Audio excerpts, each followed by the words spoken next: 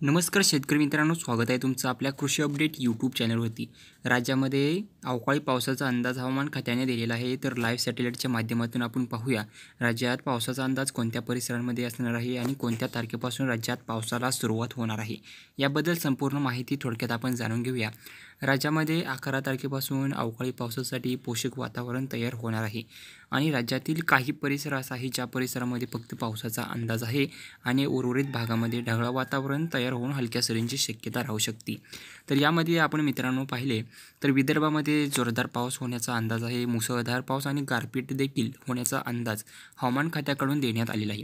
यामध्ये चंद्रपूर, गडचिरोली, भद्रावती, चामोर्शी, गडचिरोली, मूल असेल, त्याचबरोबर पांढरकवडा, चिमूर, हिंगणघाट, वर्धा, पवनी, देसाईगंज, आरमोरी, उमरेड, बुटिबोरी, नागपूर, कोंडाली, सावनेर, रामटेक, मौदा, भंडारा, तुमसर, साकोली, तसेच इकडे मार्कास असेल, कापी, मुरमगाव या परिसरामध्ये जोरदार पाऊस होण्याचा अंदाज आहे।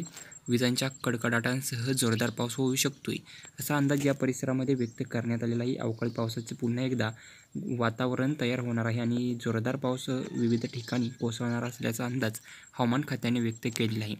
फक्त मित्रांनो विदर्भातील परिसरांमध्येच जोरदार पाऊस असणार आहे। उर्वरित ठिकाणी ढगाळ वातावरण तयार होणार आहे आणि काही प्रमाणात हलक्या सरींची शक्यताही उर्वरित भागामध्ये राहू शकते।